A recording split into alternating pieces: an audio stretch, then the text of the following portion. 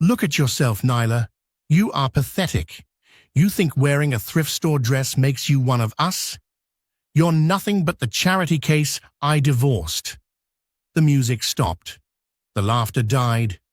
300 of the city's wealthiest elites turned to watch a man destroy a woman who had nothing left to lose. Nyla Parker stood there, trembling, champagne dripping from her hem, staring into the eyes of the man she once loved. She thought her life was over. She thought she was alone. Mr. Wells, I believe you're standing in my way. What happens when an arrogant ex-husband pushes too far, only to realize the woman he insulted is the only person the billionaire came to see? This is the story of ambition, betrayal, and the sweetest revenge of all. The Obsidian Gala was not merely a party, it was a battlefield dressed in silk and velvet. Held in the grand ballroom of the Pierce Tower, a structure of glass and steel that pierced the clouds above New York City, it was the night where alliances were forged and reputations were slaughtered.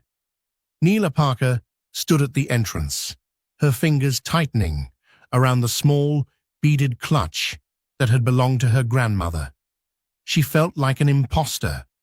The invitation had arrived anonymously 3 days ago, slipped under the door of her studio apartment in Queens. She shouldn't be here. She knew it. The air inside smelled of expensive perfume, old money, and cold ambition.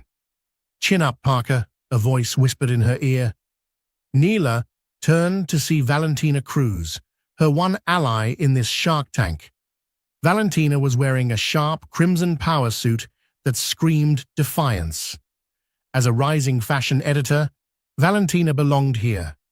Nyla, a freelance architect struggling to pay rent, did not. "Val, maybe I should go," Nyla whispered, her eyes darting around the room. "Keaton is here. I saw his car outside." "Of course Keaton is here," Valentina scoffed, linking her arm through Nyla's. "He's the new VP of development for Anderson Pierce. But that doesn't mean he owns the room. You have just as much right to be here. You're the one who fixed the structural flaws in the Bayside project, even if he never gave you credit." Nyla winced. The Bayside project. That was the wedge that had finally split her marriage to Keaton Wells apart. For 2 years, she had stayed up late, redrawing his blueprints, correcting his math, and refining his vision. When the project won the Golden Beam Award, Keaton took the stage alone. When she asked why he didn't mention her, he told her she was too emotional to understand branding. He filed for divorce a month later, leaving her with nothing but debt and a broken heart. "I'm just here to network, Val. If I can get one card, just one lead for a freelance gig, it's worth the anxiety." "That's the spirit," Valentina said, steering her toward the bar. "Just avoid the center of the room. That's where the ego monsters feed." But avoiding the center proved impossible. The room was designed like a whirlpool, pulling everyone toward the VIP circle, where Anderson Pierce, the host and real estate tycoon, held court. And standing right next to him, laughing a little too loudly, holding a glass of scotch like a weapon, was Keaton Wells. He looked good. That was the unfair part. Keaton had the kind of jawline that sold magazines, and the kind of eyes that could lie without blinking. He was wearing a tuxedo that cost more than Nyla's car. Hanging on his arm was Mira Steele, a socialite whose family owned half the steel mills in Pennsylvania. Mira was stunning, cruel, and exactly the kind of trophy Keaton had always wanted. Nyla tried to shrink behind a decorative ice sculpture, but fate, it seemed, was in a cruel mood. "Well, well," a voice boomed, cutting through the ambient jazz. "If it isn't the little mouse." Nyla froze. The room seemed to tilt. She turned slowly to find Keaton standing there, his face flushed with alcohol and arrogance. Mira Steele stood beside him, looking Neela up and down with a smirk that could peel paint. "Hello, Keaton," Nyla said, her voice steady despite the racing of her heart. "Mira, I didn't know the waitstaff was allowed to mingle with the guests," Mira giggled, covering her mouth with a diamond-encrusted hand. "I'm a guest, Mira," Neela said quietly. Keaton laughed, a harsh barking sound. "A guest? Who invited you? Did you sneak in through the kitchen, or did you seduce a doorman?" "I received an invitation," Neela replied, gripping her clutch. "Now, if you'll excuse me." She tried to step around him, but Keaton sidestepped, blocking her path. The circle around them began to tighten. People sensing drama were like sharks sensing blood. The chatter died down. Eyes turned. "You don't walk away from me when I'm speaking," Keaton hissed, his charming facade cracking to reveal the bully underneath. "You think you can just waltz into Anderson Pierce's gala wearing— what is that, polyester?" He reached out and flicked the strap of her dress. It was a deep emerald gown Nyla had sewn herself, reworking a vintage piece she found at a flea market. It was elegant, modest, and beautiful, but against the backdrop of haute couture, Keaton made it feel like a rag. "Leave me alone, Keaton," Neela warned, her voice rising. "Or what?" Keaton stepped closer, looming over her. "You'll correct my blueprints? You'll cry? Go home, Nyla. You're embarrassing yourself. You're embarrassing me just by existing in the same zip code." The silence in the ballroom was deafening. Even the string quartet seemed to have faltered. Valentina Cruz was pushing her way through the crowd, shouting Neela's name, but the wall of bodies was too thick. Neela was trapped in the center of the arena. Anderson Pierce, the host, watched from a few feet away. He didn't intervene. He was a man who valued strength, and he wanted to see if his new VP, Keaton, could handle dominance or if he was just a loudmouth. "I'm not leaving," Neela said, finding a reservoir of strength she didn't know she possessed. "I have a right to be here. My work—" "Your work?" Keaton bellowed, causing several people to jump. "You have no work. You have no legacy. You were a secretary I married out of pity because you looked lonely in the break room. I gave you a life, Nyla, and you suffocated me with your mediocrity." Tears pricked Nyla's eyes, hot and stinging. It wasn't just the insults. It was the rewriting of history. The late nights she spent teaching him how to use CAD software, the speeches she wrote for him, the way she supported him when his mother died. He was erasing her humanity to boost his own ego. Mira Steele laughed, leaning into Keaton. "Oh, honey, don't waste your breath. She's clearly looking for a handout. Maybe we should write her a check for a cab." Keaton reached into his pocket and pulled out a money clip. He peeled off a $100 bill and crumbled it into a ball. "Here," Keaton sneered, tossing the bill. It hit Nyla's chest and fell to the floor. "Take it. Get yourself a meal that isn't instant noodles, and then get out of my sight." The humiliation was physical. It felt like a punch to the gut. Nyla stared at the bill on the polished marble floor. If she bent down to pick it up, she admitted defeat. If she ran, she admitted defeat. She looked up, locking eyes with Keaton. "You are a small, small man, Keaton, and one day everyone will see the cracks in the foundation you didn't build." Keaton's face turned purple. His narcissism couldn't handle the public pushback. He raised his hand, pointing a finger aggressively in her face. "Security!" Keaton shouted, looking around. "Get this woman out of here. She's harassing the guests." Two burly security guards started to move toward them. The crowd parted. Nyla felt the walls closing in. She took a step back, her heel catching on the hem of her dress.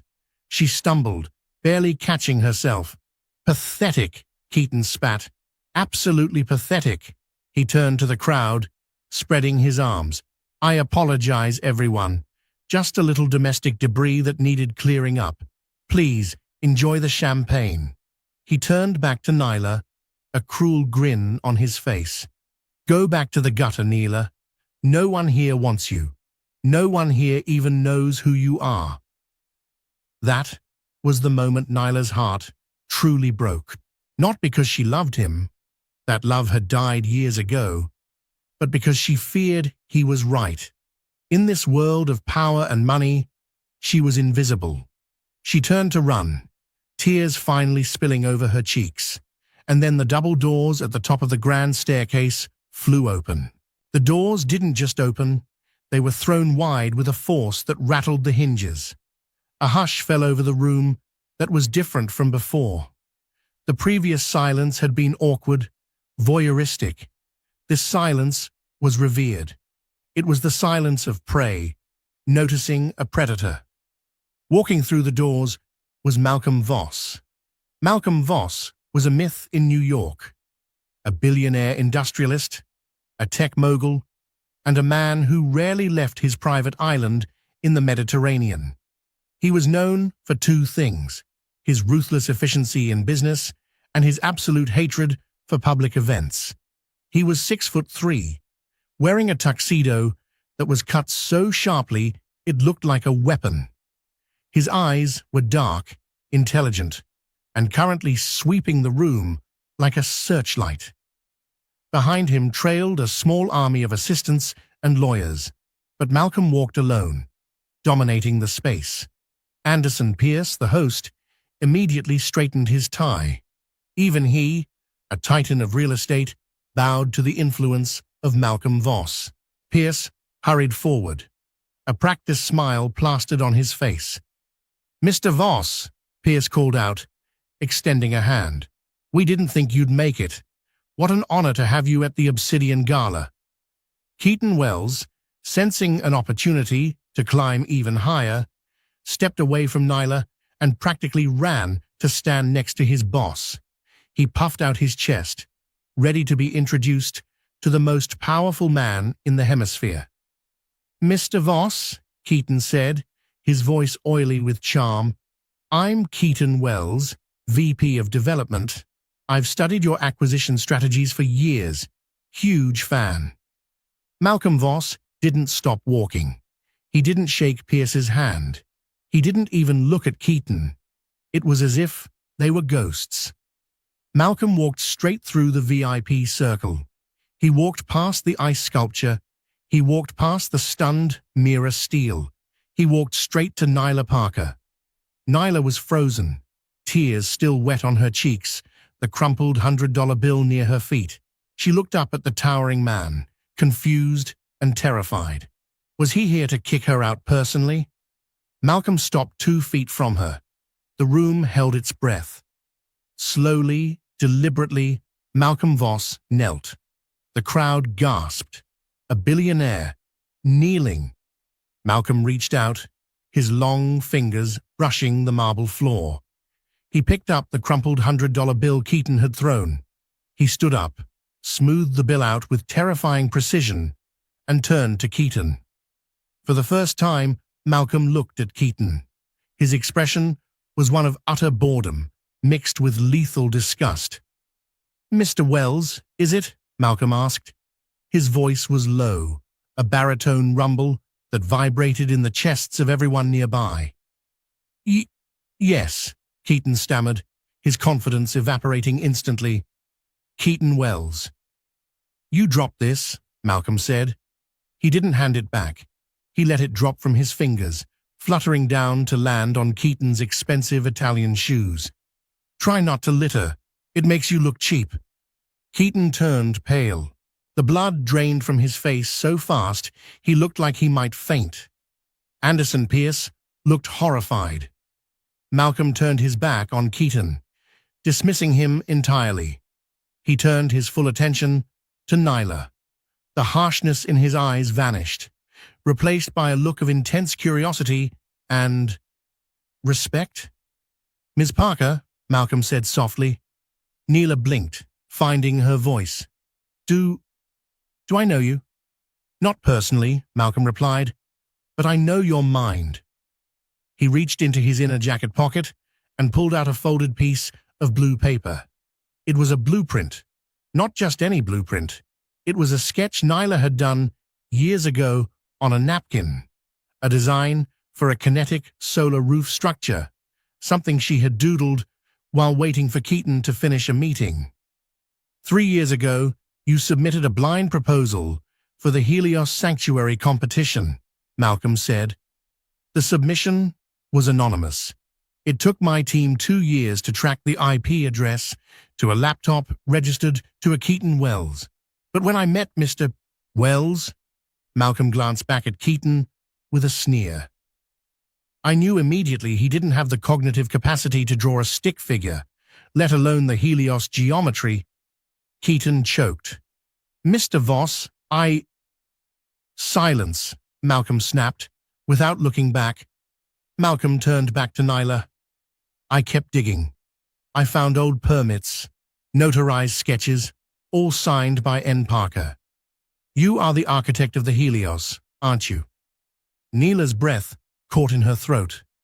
The Helios Sanctuary was a theoretical project she had poured her soul into. She thought it had been lost in the divorce. Yes, that was me. Malcolm smiled. It was a rare, genuine smile that transformed his face. He extended his arm to her, elbow bent, offering her an escort. Miss Parker, I flew in from Zurich tonight for one reason. I am building the Helios. It will be the most expensive private residence in history, and I refuse to break ground unless the true genius behind it is leading the project. He looked at her thrifted dress, then at the stunned crowd. I was told the architect would be here. I see I found her. Malcolm's eyes drifted over her shoulder to Valentina Cruz, who was grinning wildly. And I see you have loyal friends. That is rare. Malcolm looked at Nyla's tear-stained face. This party is suffocating. My car is outside. I'd like to discuss your contract. The starting retainer is $5 million. Will you join me? Nyla looked at Keaton. He was trembling, his mouth agape, his eyes wide with panic as he realized the magnitude of what he had just lost. He looked at Anderson Pierce, who was glaring at him with fury. Keaton's career was disintegrating in real time. Nyla looked at Malcolm's hand. She took a deep breath, wiped her tears, and placed her hand in the crook of his arm. I would love to, Mr. Voss, Nyla said, her voice ringing clear and strong. Excellent, Malcolm said.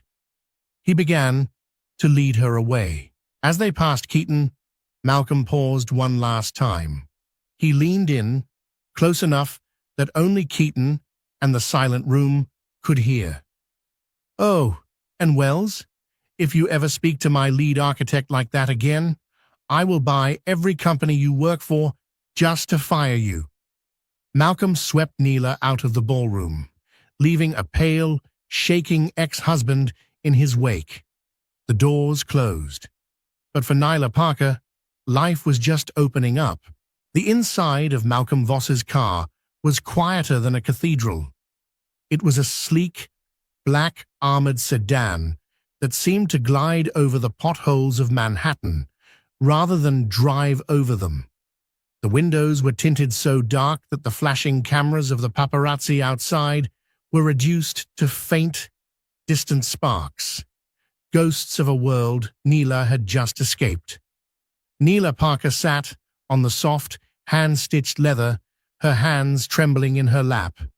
The adrenaline that had carried her out of the ballroom, that fierce, white-hot energy, was fading, replaced by a sudden, crushing wave of imposter syndrome. She looked at the man sitting across from her. Malcolm Voss was typing on a tablet, his face illuminated by the cool blue light of the screen. He had loosened his tie, the first sign of humanity he had shown all night. He didn't look like a savior now. He looked like a predator, calculating his next kill. His focus was absolute, terrifying. "You're hyperventilating," Malcolm said, without looking up. His voice was low, cutting through the silence. "There is a bottle of sparkling water in the console. Drink it. Shallow breaths reduce oxygen flow to the brain. I need your brain oxygenated." It wasn't a suggestion. It was a command.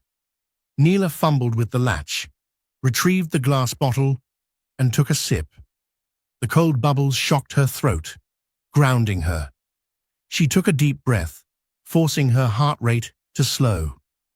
"Mr. Voss," she started, her voice barely a whisper. "What just happened back there?" Malcolm finally set the tablet down. He looked at her, his dark eyes analyzing every micro-expression. "A market correction, Ms. Parker. The market, in this case the architectural world, had undervalued your stock. I simply corrected the price." "You humiliated him," Nyla said, a strange mix of satisfaction and horror churning in her gut. "Keaton, you destroyed him in front of everyone. The press, the investors. He's ruined." "He destroyed himself," Malcolm countered, his voice devoid of pity. "I merely turned on the lights so everyone could see the wreckage. Men like Wells thrive in the shadows of other people's talent. He has been feeding off you for years, hasn't he?" Neela looked out the window at the blurring city lights. "He wasn't always like that. Or maybe I just didn't want to see it. I loved him once. I thought we were a team." "Love is a structural flaw if it's placed on a weak foundation," Malcolm said. He reached into a leather satchel and pulled out a thick document bound in black. He slid it across the seat toward her. "What is this?" "Your contract," Malcolm said. "Standard non-disclosure agreements, intellectual property rights, and your compensation package. As I said, the retainer is $5 million. The completion bonus is another 10. You will have full creative control over the Helios Sanctuary. No committees, no budget caps, just you and the physics of the impossible." Neela opened the folder. The numbers were staggering. It was more money than she could spend in 10 lifetimes. But her eyes snagged on a clause on page 4, written in bold. Clause 14, residency requirement. The lead architect must reside on-site at the Voss estate in the Hamptons for the duration of the design phase, approx 6 months. "I have to live with you?" Neela asked, looking up sharply. Panic flared in her chest. "I have a lease. I have a cat. I can't just—" Malcolm's lips twitched. "Bring the cat. The estate has 24 rooms. I'm sure we can find space for a litter box. As for the lease, break it." "Why is this necessary?" "Because the Helios isn't just a house, Neela. It's a machine, a living ecosystem. You can't design it from a studio apartment in Queens while listening to your neighbors argue through thin walls. You need to breathe the air where it will stand. You need to see how the light hits the cliffs at dawn. Unless you're afraid?" "Afraid of what?" "Of me," Malcolm said softly. "The rumors say I'm a recluse, a tyrant, a man who values machines more than people." Neela met his gaze. For the first time in years, she didn't feel small. She felt challenged. "I lived with Keaton Wells for 5 years, Mr. Voss. I know what a tyrant looks like. A tyrant is loud. A tyrant demands attention. You're just intense. You don't scare me." Malcolm smiled, and this time it reached his eyes. It transformed his face from granite to something warm, something dangerous in a different way. "Good. Then sign the papers. We have work to do." Nyla took the gold pen he offered. She thought of Keaton's face when he threw the crumpled bill at her. She thought of the years of silenced ideas, the stolen credit, the quiet nights crying in the bathroom while he slept soundly. She signed her name, Neela Parker. The ink was dark and permanent. "Welcome to the team, Nyla," Malcolm said. He tapped the partition glass. "Driver, take us to the airstrip. The helicopter is waiting." "Helicopter?" Neela squeaked. "I told you," Malcolm said, returning to his tablet. "I hate traffic, and the view of the coastline at night is inspiring. You might want to take notes." While Nyla was soaring over the Long Island Sound in a private helicopter, watching the world turn into a grid of glittering lights, Keaton Wells was experiencing the rapid, brutal gravity of rock bottom. The ballroom was emptying. The air, once filled with jazz and laughter, was now thick with the smell of stale champagne and judgment. Keaton stood near the bar, gripping a glass of scotch so hard his knuckles were white. He was waiting for the storm to pass. He told himself it was just a scene, a misunderstanding. Malcolm Voss was eccentric. People knew that. He could spin this. Keaton. The voice was like a gavel striking a block. Keaton turned to see Anderson Pierce standing behind him.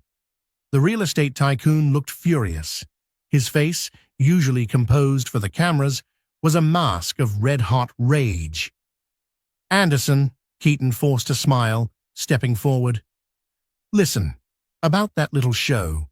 Voss is clearly unstable. I can handle damage control. I'll put out a statement saying—" "You're fired," Pierce said.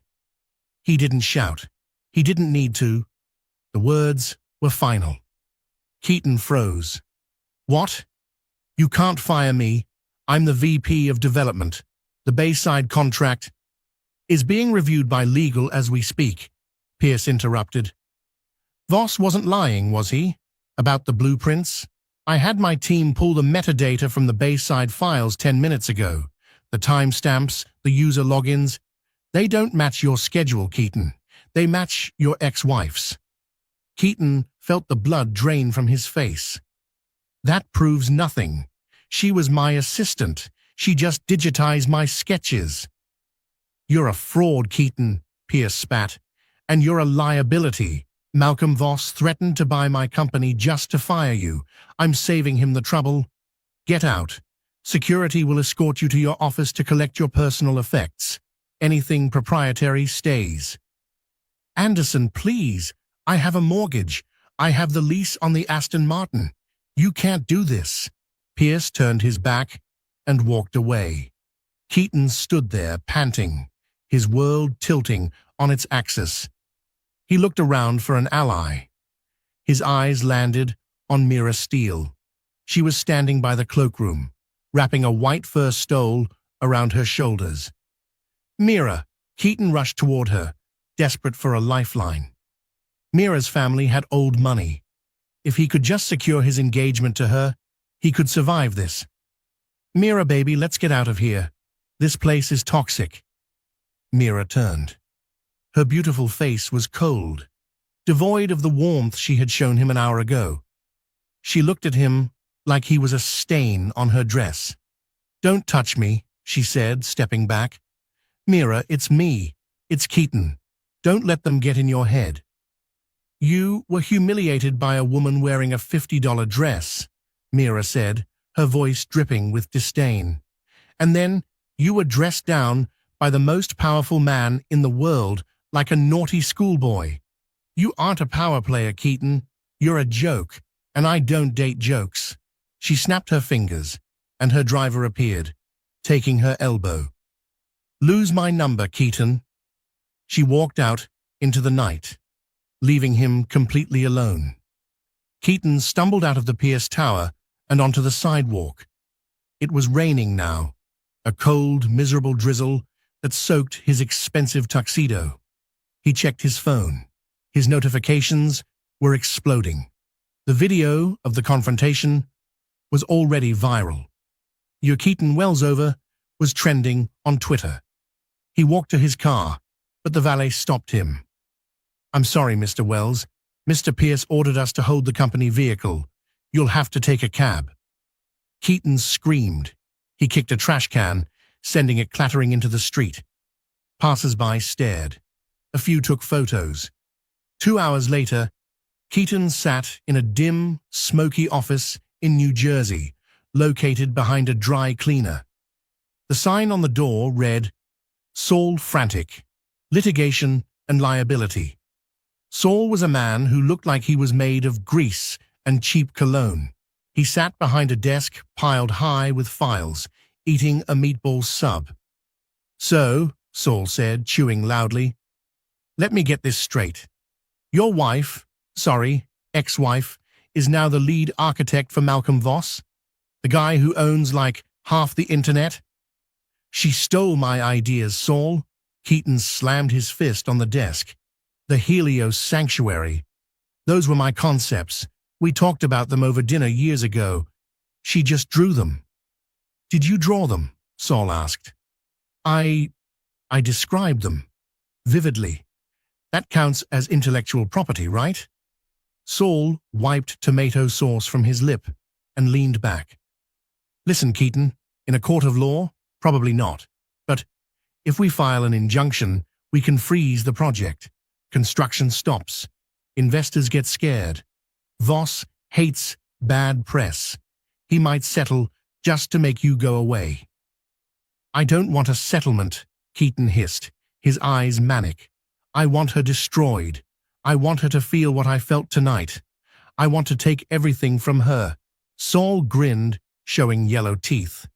Now you're speaking my language. We file for IP theft, breach of marital contract, and, let's throw in fraud. We claim the retainer is marital asset. We claim everything. We bury her in paper. Do it, Keaton said. I want the injunction served tomorrow. Keaton stared at the rain-streaked window. She thinks she's won. She thinks she can just walk away with my life. He smiled, a sinister, broken thing. The gala was just the opening battle. The war has just begun. 2 weeks had passed since the gala, and Nyla felt like she was living in a dream, or perhaps a very intense masterclass. The Voss estate in the Hamptons was not a house. It was a compound. Perched on the edge of a cliff overlooking the churning Atlantic, it was a masterpiece of brutalist architecture, all concrete angles and floor-to-ceiling glass. It was beautiful, but cold. Neela had spent the first week terrified, but by the second week, the work had taken over. She stood in the main studio, a vast room with a panoramic view of the ocean. In the center of the room was a massive holographic table, projecting a 3D model of the Helios Sanctuary.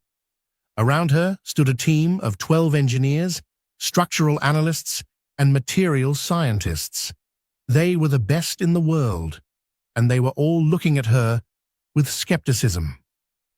The load-bearing capacity of the eastern cantilever is insufficient, said Dr. Aris Thorne, the lead structural engineer. He was an older man, with thick glasses and an attitude that suggested he didn't like taking orders from a woman half his age. If we use the glass density you've specified, the wind shear will shatter the atrium within a year. Neela looked at the hologram.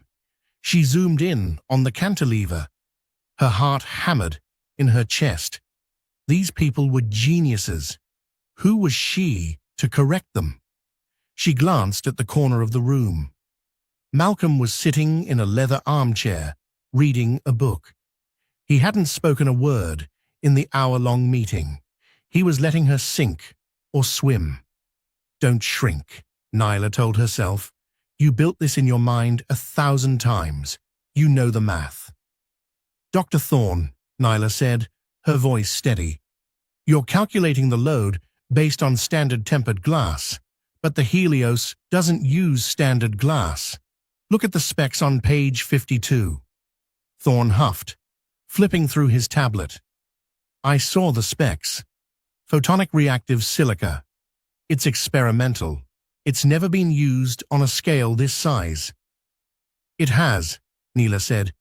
In aerospace, the tensile strength increases when exposed to UV radiation. The wind shear won't shatter it because the brighter the sun, the stronger the bond. And during a storm, The low pressure activates the piezoelectric sensors in the frame, causing the glass to vibrate at a frequency that cancels out the wind resistance. The room went silent. Thorne blinked, looking at the data again. He ran a simulation on the holographic table. The red warning lights turned green. The structure held. "My God," Thorne whispered. "She's right. It actually stabilizes the foundation." He looked at Neela with new eyes, not as an ex-wife, not as a charity case, but as an engineer. "I apologize, Ms. Parker. That is brilliant." "Thank you, Dr. Thorne," Neela said, suppressing a smile. "Now let's talk about the geothermal vents." From the corner, Malcolm closed his book. He stood up and walked over to her. The team parted like the Red Sea. "Good session," Malcolm said quietly, standing close enough that she could smell his sandalwood cologne. "I thought you were going to intervene," Neela admitted, wiping her sweaty palms on her pants. "And rob you of the victory?" Malcolm shook his head. "I hired a wolf, Neela. I have no interest in muzzling her." There was a tension between them that hadn't been there before. It wasn't just professional respect. It was the electric charge of two sharp minds recognizing each other. Malcolm reached out, adjusting a stray lock of hair that had fallen over her forehead. His fingers lingered for a second too long, his touch warm against her skin. "Dinner is at 8, he said. "I'm making risotto. Don't be late." That night, the atmosphere in the estate shifted. They ate in the kitchen, not the formal dining room. Neela watched Malcolm stir the risotto, his sleeves rolled up, revealing forearms corded with muscle. It was domestic, intimate, and utterly confusing. "You cook?" Neela asked, sipping wine. "It's chemistry," Malcolm said. "Precision and timing. It relaxes me." He looked at her. "Keaton never cooked for you, did he?" "He couldn't boil water," Neela laughed bitterly. "And even if he could, he wouldn't. He thought domestic tasks were beneath him." "Nothing is beneath a man who wants to build a life," Malcolm said seriously. He served her a plate. "You deserve to be taken care of, Neela. Not just professionally, but completely." Neela's heart did a traitorous flip. She was falling in love with her job, and she was dangerously close to falling for her boss. But the bubble of happiness was about to burst. The next afternoon, Neela was in the garden, sketching a new design for the infinity pool. The sun was shining, the ocean was roaring, and for the first time in years, she felt safe. A black sedan pulled up to the front gate. It wasn't one of Malcolm's cars. It was a beat-up Toyota. A man in a cheap grey suit stepped out. He buzzed the intercom. "Delivery for Ms. Neela Parker," the voice crackled. Neela walked to the gate, confused. "I'm Neela." The man didn't smile. He handed her a thick manila envelope. "You've been served." Neela's stomach dropped. She tore open the envelope. "Superior Court of New York Plaintiff. Keaton Wells, Defendant. Neela Parker and Voss Industries. Nature of suit, intellectual property theft, breach of marital contract, fraud." The letters swam before her eyes. Keaton was claiming that the Helios Sanctuary was based on his original concepts. He was claiming that since they were married when she drew the initial sketches, the intellectual property belonged to the marital estate, of which he was the primary beneficiary. He wasn't just suing for money. He had filed an emergency injunction, order to cease and desist. All construction and design work on the Helios project must halt immediately pending a preliminary hearing.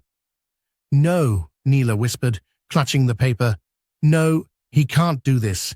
It's a lie." "Is there a problem?" Malcolm appeared behind her, his expression darkening as he saw her face. He took the papers from her trembling hands. He read the first page, and his face turned to granite. The temperature in the garden seemed to drop 10 degrees. "He's stopping the project," Nyla choked out, tears of frustration welling up. "He's going to drag this out in court for years. He knows he can't win, but he knows he can bleed us dry. He wants to destroy my chance." Malcolm looked at the papers, then at Nyla. He didn't look worried. He looked lethal. "He thinks this is a legal battle," Malcolm said, his voice terrifyingly calm. "He thinks he can use the law as a weapon against me." Malcolm tore the injunction in half. "He doesn't realize," Malcolm said, looking out at the ocean, "that I don't just play the game, Nyla. I own the board." He pulled out his phone. "Get the legal team, and get the private investigators.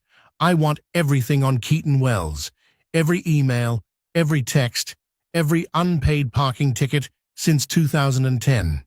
If he wants a war, let's show him what a nuclear winter looks like." Nyla watched him, fear mixing with awe. Keaton had started a fight with the billionaire. But as she looked at the fire in Malcolm's eyes, she realized something else. Malcolm wasn't just protecting his investment, he was protecting her. And that made him dangerous in a way Keaton could never comprehend. The Superior Court of New York was a somber place, usually reserved for corporate mergers and boring patent disputes. But today, Courtroom 4B was overflowing. Every seat was taken, and reporters lined the walls, their whispered exchanges hushed only by the crack of Judge Harrison's gavel. The air was thick with tension, smelling faintly of old paper and nervous sweat. The press had dubbed it the Architects' War, and everyone wanted to see the final showdown between the disgraced Keaton Wells and the elusive billionaire Malcolm Voss. Nyla sat at the defendant's table, wearing a tailored navy suit that Malcolm had personally selected for its clean lines and professional authority. She looked every inch the professional she was, but beneath the table, her hands were ice-cold, gripping the smooth marble edge. Across the aisle, Keaton sat with his lawyer, Saul Frantic. Keaton looked haggard. He hadn't shaved in 2 days, and his cheap suit looked a size too big, as if the stress had consumed his substance. But his eyes were manic. He smiled at Nyla, a confident, predatory grin that promised pain. "We are here for the preliminary injunction regarding the Helios Sanctuary IP," Judge Harrison stated, her voice sharp. "Mr. Frantic, you may proceed." Saul Frantic stood, hiking up his ill-fitting trousers. "Your Honor, the facts are clear. Mr. Wells and Ms. Parker were married when the conceptual work for the Helios Sanctuary began. The law is explicit. Marital assets. Mr. Wells, the visionary, directed her hand. He gave her the vision, the concept, the genius. She was merely the pencil in his hand, transcribing his intellect. Therefore, this retainer is a joint asset, and Mr. Wells's name belongs on the building. Voss Industries is complicit in marital fraud and IP theft. Keaton took the stand, radiating feigned sincerity. He played the victim perfectly, dabbing his eyes with a handkerchief he pulled from his pocket. "I just wanted to help her," he lied to the packed courtroom, his voice cracking dramatically. "I let her draw while I dictated the advanced mathematical elements. It breaks my heart that she's now stealing my life's work with the aid of a frankly manipulative billionaire." Nyla felt a cold surge of anger. Keaton's capacity for self-deception was limitless. She glanced back toward the gallery. Valentina Cruz gave her a thumbs up, her expression a mix of fury and encouragement. The cross-examination began with the defense lawyer, but the questions were easily deflected. Keaton was a practiced liar, smooth and rehearsed. Then it was Malcolm's turn. Malcolm dismissed his high-powered counsel with a nod. He had received special permission to question the witness himself. He stood up, buttoning his jacket. and walked toward the witness stand. The air in the room changed instantly. The collective intake of breath from the gallery was audible. "Mr. Wells," Malcolm said, his voice smooth and dangerously low, like the sound of grinding metal. "You claim you dictated the entire mathematical geometry for the Helios roof, the photonic reactive silica structural formula, on the night of November 14, 2019. Is that correct?" "Yes," Keaton said, trying to hold Malcolm's gaze, but failing. "I remember it clearly. We were at the kitchen table, collaborating." "November 14th, Malcolm repeated, letting the date hang in the air. He turned to the judge. "Your Honor, I would like to submit Exhibit A. This concerns the location of Mr. Wells on that exact date." A large screen in the courtroom flickered to life, showing crystal-clear security footage. "Mr. Wells claims he was at his kitchen table in Queens. Inspiring genius," Malcolm said, his tone biting. "But this is security footage from the Sapphire Lounge in Manhattan. Time-stamped November 14, 2019, from 8 p.m. to 4 a.m. The video played. It showed Keaton, clearly inebriated, laughing, drinking shots, and stumbling around a VIP booth with a woman who was decidedly not his wife, Mira Steele, or any other professional contact. The courtroom erupted in gasps. Keaton's face went white, his confident mask shattering. Saul frantically tried to object, but Judge Harrison waved him down. "And this," Malcolm continued, clicking a remote, "is the metadata from the computer-aided design (CAD) file that contains the core Helios structural geometry. It shows the file was created at 11:42 p.m. that same night, while you were occupied with a complete stranger in a high-end bar. Mr. Wells, Ms. Parker was alone in Queens, inventing a new form of structural geometry. Your collaboration, Mr. Wells, seems to have consisted of her working while you were committing marital infidelity." That's doctored. I was drinking. I was thinking," Keaton shouted, standing up and pointing a shaky finger at Malcolm. "He's a billionaire. He faked it." "Sit down, Mr. Wells," the judge warned with extreme sternness. "I'm not finished establishing the pattern of dependence," Malcolm said, unfazed. "Exhibit B." The screen changed again. It showed a devastating series of work emails. "Mr. Wells, you claimed you taught Ms. Parker how to use the advanced architectural software. Yet here are emails from 2018, sent from your work account to Ms. Parker, who was then your secretary." Malcolm tapped the screen, highlighting the subject lines.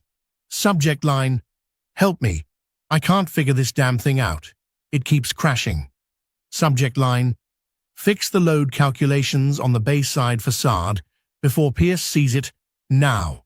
Subject line: "I'm too hungover to do the math. Just handle it, Nyla. I'll take you to dinner."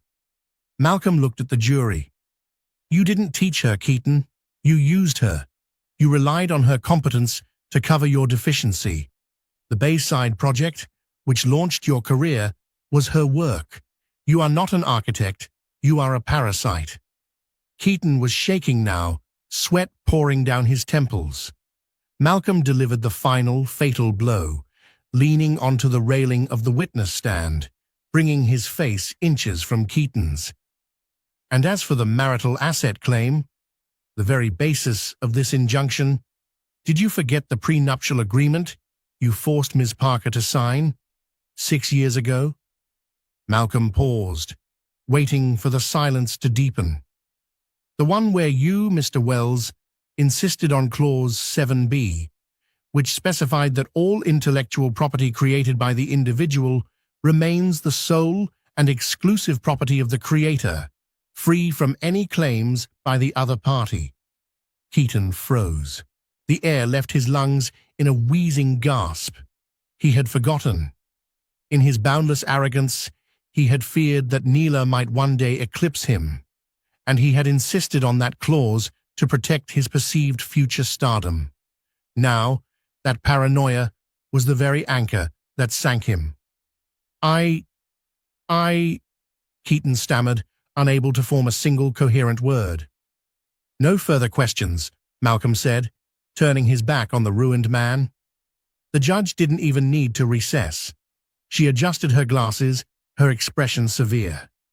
The evidence presented clearly demonstrates that the plaintiff, Keaton Wells, not only has no claim to the intellectual property, but actively sought to commit fraud upon this court and engaged in demonstrable acts of concealment and deceit.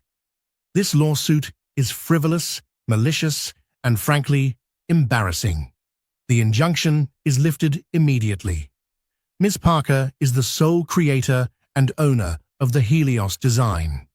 Furthermore, I am ordering Mr. Wells to pay Mr.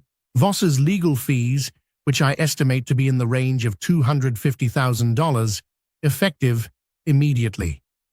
Keaton slumped in his chair, a defeated, empty shell. Saul, frantic, seeing his fee dissolve, began screaming at the paralegals. Neela felt a wash of euphoria. She looked at Malcolm, who winked at her, a subtle, warm gesture of triumph. It was the first time she had truly smiled in months. The chains were finally broken. 6 months later. The construction noise was gone. The dust had settled. The Helios sanctuary stood on the cliffs of the Hamptons like a diamond rising from the rock. It was a structure of impossible angles and shifting photovoltaic glass, a house that breathed with the wind, converted moisture into water, and drank the sunlight. It was a machine, yes, but more importantly, it was a home. It was the most complex, beautiful thing Nyla had ever seen, and she had built it. It was the night before the grand reveal, a massive, global media event. The workers had gone home, leaving the massive glass walls spotless. Nyla was standing on the main terrace, which cantilevered 200 feet over the churning Atlantic. She wore a simple cashmere sweater, the sea breeze cool against her face. She heard footsteps behind her. Malcolm walked out, holding 2 glasses of an ancient, amber-colored wine. "To the architect," he said, handing her a glass. "To the believer," she replied, clinking her glass against his, "and to the world's most patient client." They stood in comfortable silence for a long time, watching the full moon reflect off the smooth, kinetic glass. The ocean provided the only sound, a rhythmic, grounding roar. "You know," Neela said, her voice soft, "Dr. Thorne apologized to me again today. He admitted that the piezoelectric frequency modulation for the storm dampening system was the most brilliant structural innovation he'd seen in 50 years. Malcolm nodded, sipping his wine. "It is. It works because you didn't see the house as a static object. You saw it as a piece of physics. That's what I paid for." "I think you paid for much more than physics, Malcolm." She turned to him fully. "Why did you want this house? Why a sanctuary? You are a man who commands nations of data. Why hide in glass?" Malcolm sighed, the sound heavy with old burdens. He looked out at the dark, vast ocean. "I grew up in a world of noise, Nyla.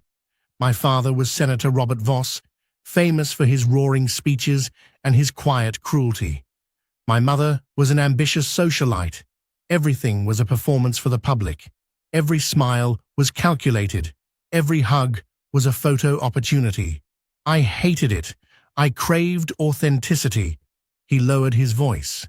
"When I was 10, my father caught me drawing blueprints for a soundproof room in the back of my textbook. He tore them up and told me I was wasting my genius on emotional indulgence. I wanted a place where the walls were transparent, where the truth couldn't be hidden, a place that stripped away the lies." He turned to her, his dark eyes intense, reflecting the moonlight. "When I saw your design," he confessed, "the preliminary sketches you drew on that napkin, I saw the same desire. You were trapped in a false life with Keaton, trapped behind walls of his making, drawing a house made of pure, naked truth. I didn't just fall in love with the geometry, Neela. I fell in love with the soul that drew it. The honest soul." Neela's breath hitched. Her heart hammered a frantic rhythm against her ribs. She set her glass down on the railing, her hand suddenly shaking. "Malcolm, I stayed because I wanted to finish the job. But I've stayed because for the first time, I don't have to edit myself to fit in. You accept the complexity." "I don't just accept it," Malcolm said, stepping closer. "I require it." He reached out, his hand gently tracing the line of her jaw. "The contract is over tomorrow, Nyla. You have your $10 million. You can go anywhere. You can build anything. But this house won't work without you. It will just be expensive glass and steel, and neither will I." His admission, raw and unexpected, was the most precious thing he had given her. She realized he wasn't terrifying at all. He was just a brilliant man who had built his own emotional fortress, and she, the architect, was the only person who knew the structural code to unlock it. "I don't want to go anywhere," Neela whispered, a tear of pure happiness tracing a path down her cheek. "I'm tired of building for other people. I want to build a life right here." Malcolm closed the distance. He reached out, cupping her face in his hands, wiping the tear away with his thumb. "Then stay. Not as my employee, as my partner. In everything." He kissed her. It was a powerful, patient kiss that felt like the missing keystone in her own damaged foundation. It wasn't about drama or performance, like everything Keaton had done. It was the absolute certain connection of two people who finally recognized their equal and authentic halves. Neela kissed him back, pouring every year of suppressed ambition and renewed hope into the moment. She was no longer a shadow. She was the light. The grand reveal of the Helios Sanctuary was the biggest architectural event of the decade. Helicopters circled overhead like metallic dragonflies, and the world's elite arrived by yacht and private jet. The house, gleaming white and sharp-edged against the blue Atlantic, looked impossibly futuristic. Neela Parker stood on the podium, not behind it, in front of the gleaming glass house. The flash of 1,000 cameras momentarily blinded her, but this time she didn't shrink. She wore a stunning white dress that flowed like marble, a symbol of purity and strength. Malcolm stood off to the side, his eyes fixed on her with unapologetic adoration. "For a long time," Neela told the rapt crowd, her voice carrying clear and steady over the sound system, "I thought my value was in how much I could help someone else shine. I thought I was a shadow. I was a structural support beam for someone else's fragile ego." She paused, gesturing toward the vast glass edifice behind her. But a house built on lies will always crumble, no matter how shiny the exterior. We all have the right to stand in our own light.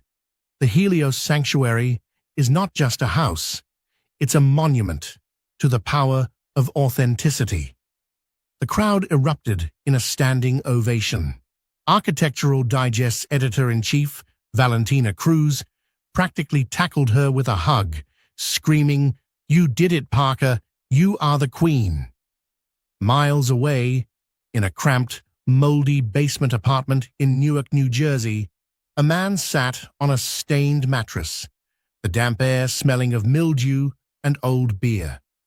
Keaton Wells was watching the live stream on a cracked smartphone. He was wearing a stained t-shirt, and his face was drawn and unshaven. He had lost his condo, his car, and his last shred of credibility. Anderson Pierce had blacklisted him industry-wide, and even Saul Frantic had stopped returning his calls after the legal fees were impossible to pay. He was currently working the night shift at a warehouse, packing boxes for minimum wage, using a fake name. He watched Nyla on the screen. She looked radiant, powerful, unreachable.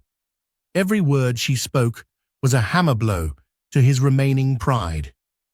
"That should have been mine," Keaton muttered, taking a swig of warm, cheap beer. "She stole it. She set me up. She seduced that freak Voss." He had tried everything. He had sent pathetic, desperate texts to Mira Steele, who responded only with a laughing emoji. He had written a rambling, incoherent letter to Anderson Pierce, begging for his job back, which was returned unopened. He was a ghost in the city he once ruled. As he watched, the camera zoomed in. Nyla looked directly into the lens, addressing the global audience. For a second, Keaton felt like she was looking right at him, through the screen, into his sad, dark basement.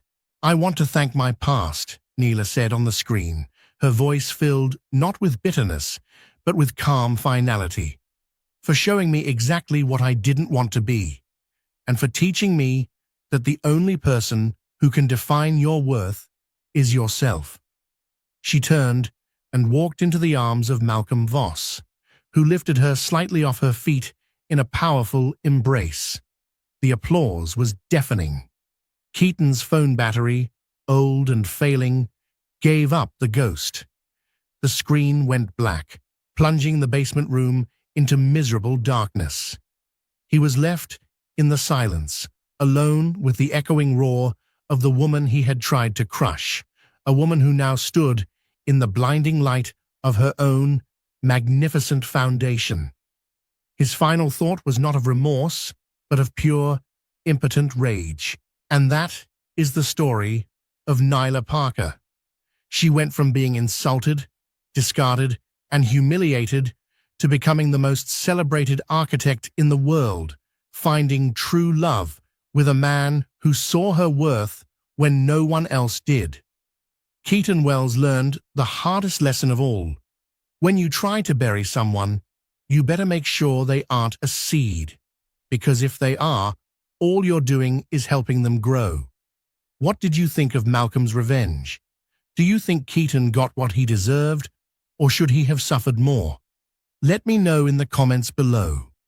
If you enjoyed this story of justice and romance, please hit that like button. It really helps the channel. And don't forget to subscribe and turn on notifications so you never miss a daily dose of drama.